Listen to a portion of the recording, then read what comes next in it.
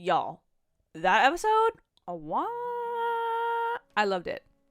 I loved it. Period. End of sentence. Hey y'all, it is Wednesday, my dudes. That was a double intro, but that means that the 4th episode of Moon Knight did arrive on Disney Plus today.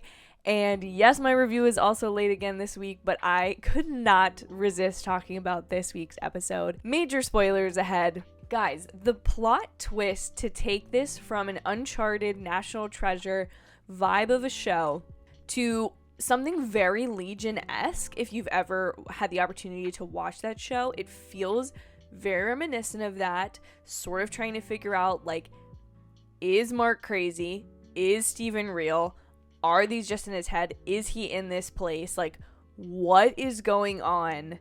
Is it a mix of all of the things being reality and all of it being somewhat true? I don't know, but it has me hooked. I started to say this last week, and I'm always hesitant because, you know, when you make videos like this, it's sort of a permanent capture of how you felt in a specific moment.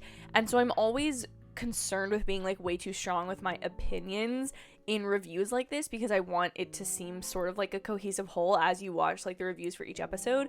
But I started to hint last week that I wasn't maybe as big of a fan of Moon Knight as I have been past Marvel series. It just doesn't feel as connected to the MCU for me. However, when that plot twist happened, I had to have a lot of respect for the series and what it's potentially trying to do, and I don't know what direction it's going to end up going in, whether the reality we were living in, if that ends up being real and the like Greek gods exist in this time frame, or if this is going to become something that is just completely different. I don't know, it's just so crazy the possibilities of this show.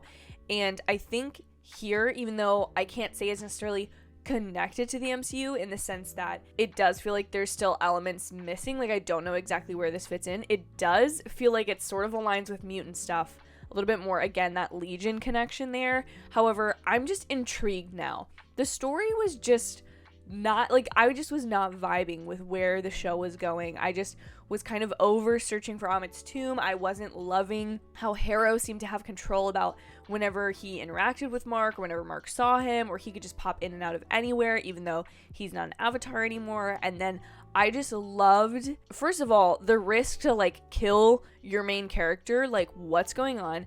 Then that transition clip with the VHS like fake movie and the reveal of him being Dr. Stephen Grant and you being like, wait a second, is this all from his head? Sort of the way that Wanda's view of Westview was all from her mind. However, it does still have that sense of reality to it because Billy and Tommy do still exist in some alternate universe, in some parallel universe, the same way Steven might truly exist. And this could all be a result of the multiverse.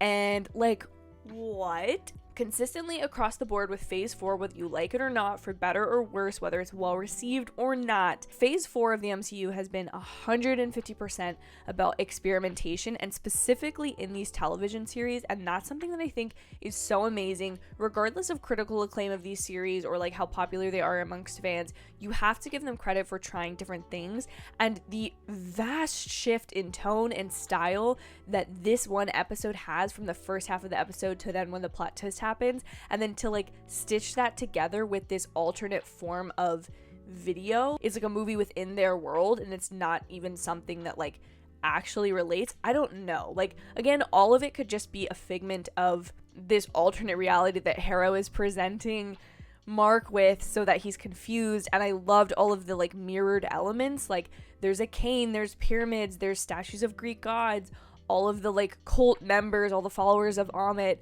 are in that like wellness facility, and Layla is there, and you're just like, was it real the whole time or not? And that has me so excited for next week's episode in a way I just haven't been with this series thus far. And I know this is probably going to be one that some people who are really enjoying where the series was going are going to be frustrated that like it might have been a dream, and then people who maybe weren't vibing are like intrigued now. I am really, really excited for where this series might go. But please let me know what you thought about the major plot twist of the series, what you thought about Jake the third alter ego being in that last sarcophagus. I know that from Twitter and Twitter only. Where do you think this series is going to go? Please let me know in the comments down below. Please also be sure to like this video and consider subscribing if you are at all interested. Thank you again so much for watching. I can't wait to see you guys in my next video or in next week's review of Moon Knight. Have a great evening, y'all.